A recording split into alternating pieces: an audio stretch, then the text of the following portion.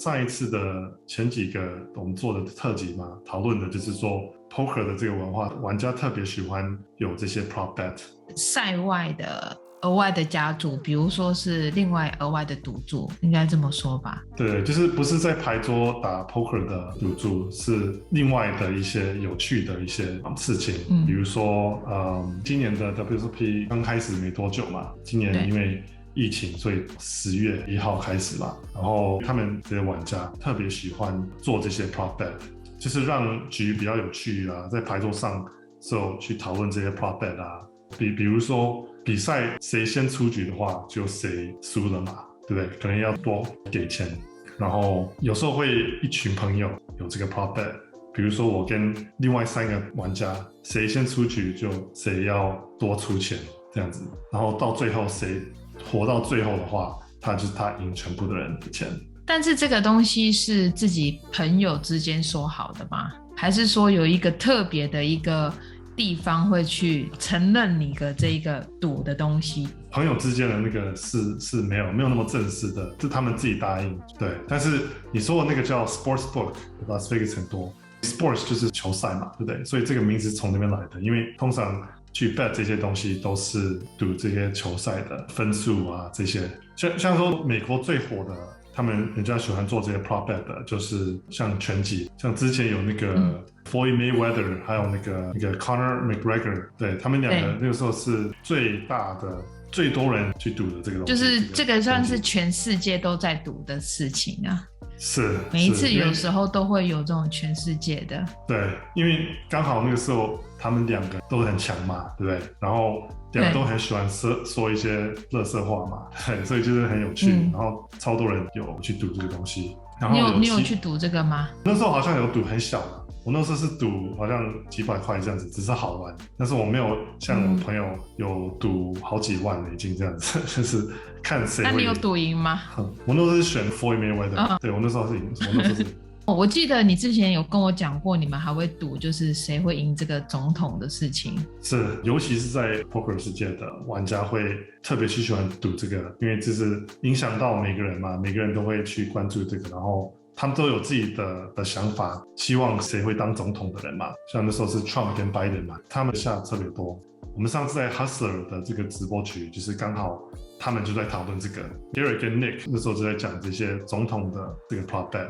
当 Biden 已经被选上之后，还是有人现在不信，就是觉得说 election 有问题，就是投票的结果有问题。对，还是有人相信 Trump 会再当总统。对，所以那时候那个就是跟 Gary 有这个 prop bet， 在牌桌直接讨论这个，然后就非常有趣。Like that, When yeah. is this They made a bet. Who made a bet? The two of you? Okay, let's leave it at this after this. If some certain person gets in the office by December 31st, I win $1 million. December 31st of Next year? 22, 100 to 1, 10K. 他们 bet 的是蛮多钱的，对。那时候 Gary 好像是说，如果明年 Trump 没有再被选上的话，他们那时候是赌100比1 100 to 1， 1比100的那种赔率。1比100的话，就是说，如果Gary 他是以1万去下这个注的话，他输了的话，他要给100万给 Nick。然后如果是 Nick 他输了的话，他就只输给 Gary 只有1万。这个赌注很大超大的。对 Nick 他的风险很小嘛。这个赔率是怎么样去让他们两个决定的？通常在这种情况是一个人先提出一个数字，看他们自己觉得这个话题，这个他们在下注的这个东西，他们认为有多少机会他们可以赢。大家都认为 Trump 是不会有机会的嘛，所以才会有这个1比100嘛。但是有趣的是 Nick 不只是跟 Gary 赌，后来另外几个玩家在牌桌听到他们在赌这个，他们也想要跟 Nick 一起赌这个 prop bet 嘛。I'll take 100 to 1, definitely. You will? Yeah. I'll take 100 to 1. 10 grand? Sure. All right, December, 10K. 对，后来 Julie 他自己也是说，好，那我也要1万，太好了嘛，1比100嘛。Chris 也是 ，Chris 后来听到他也想要跟 Nick 赌。I mean, this is like Maybe you free get money. But don't mock me in the process. 但是赌到100万也是非常很有自信的，就是说，我觉得我一定会赢。是的，是的，他们3个玩家跟 Nick 这样赌的话，当然就是非常非常有自信。那这个东西的话，有一个人来确定你们这个赌的这个是生效的吗？万一如果说讲一讲，然后就忘记输赢不支付这个钱，有可能吧？其实不会，我跟你说，他们做这个 prop bet 在牌桌上，他们只要用说的，然后人家答应，就是已经是像签合约一样了。对，这个是蛮有趣的，因为没有看过会有人家叫人家签什么，就是100%已经确定，就是说这个东西就是我们已经都答应了，那不会再改。对对，因为在 poker 你说的话就是最重要的。对 Julie 我看到他有把那个口罩拿下来对着镜头特别认真一下，是他这样就是像签名字一样了，这样就已经够了，然后人家也会相信，到时候不会有什么麻烦。因为在 poker 界，如果你没有这个是说信用吗？我不知道怎么说。对，信用，你没有信用的话，大家都会知道。你答应了，然后你没做到，这个信用就会在那个 poker 界会降低你的信用程度。因为真的在 poker 界，你的信用，你说出的话就是最重要的。就是为什么不需要有任何的合约什么的，因为你说出的时候，大家都知道你说出就是一定要答应的。对，其实有一种信任，然后也会更让两个玩家的关系就是比较好，比较友好一点。是的，因为你不会就是做这种好玩的、有趣的一个 bet， 然后拿出一张纸叫人家签名嘛，对，这样很奇怪嘛，对不对？我们大部分做这些 prop bet 都是为了要好玩，像看一个球赛，然后下注嘛，对不对？这样就是这样子让这个局突然有趣，一样像选总统一样啊，这些不管是什么，只要他们 bet 的东西，你跟一个玩家去玩这个，你们两个就会有一个共同的一个话题，可以一起去讨论，一起比较好玩的。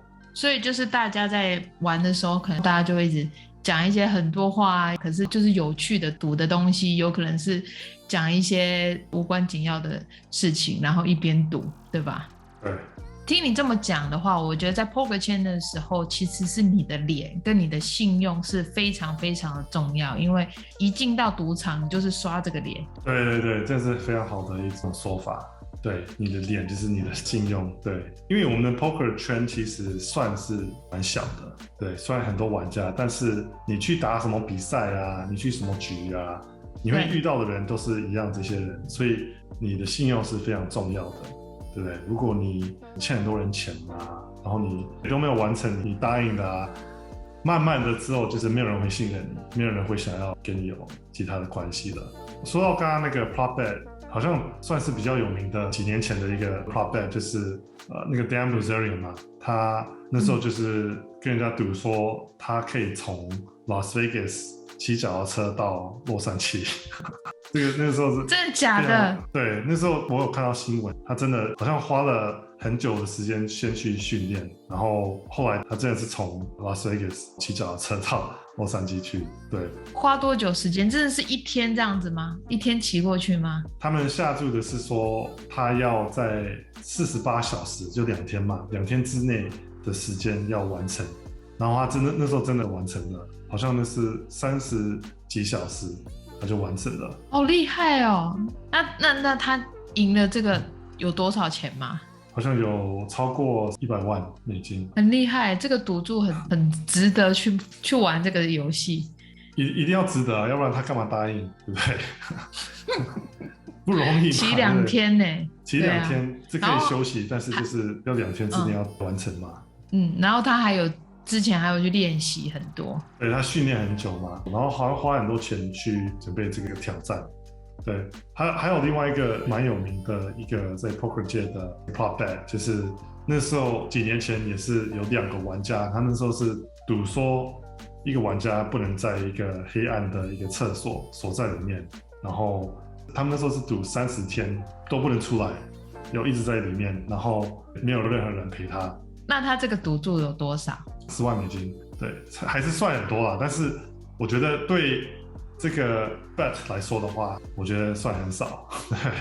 对，为了10万，然后就在里面30天，我觉得疯了吧？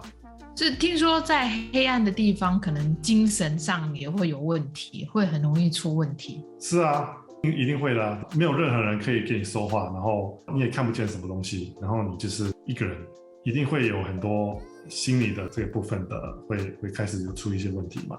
对不对？他那时候条件好像是说一天可能会送几餐嘛，对不对？但是他那时候是故意不会让他知道时间的，他们送餐的那个时间不一定，每天都不一定，不是照一个固定的时间，故意让他没有办法去算那个时间，就是不要让他知道现在过了第几天了。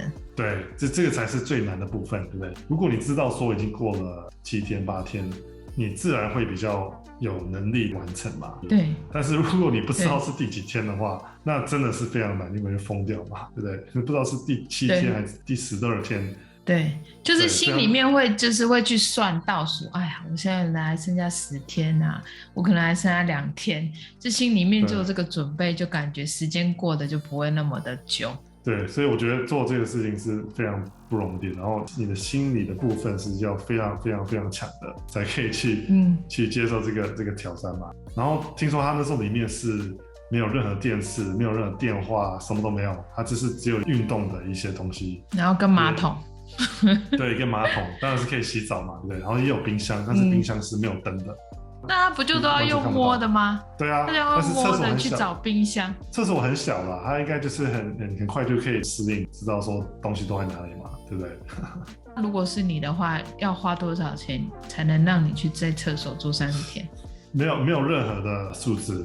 就是不管多少钱都不会去做这种事情，就是不值得去做啊。就算说很多钱的话，风险真的太大了嘛，对不对？那么久在黑暗的地方，然后没有任何的光，没有任何的可以跟人家说话什么的，我觉得这是最难受、最残酷的一种惩罚。所以那这个人有成功被关30天出来了吗？他那时候是那个另外一个人，他就开始担心了，就想说哇，这个真的快要完成了，因为已经快30天了嘛。他就问那个人说要不要提早结束，然后他们可以讨论多少钱结束。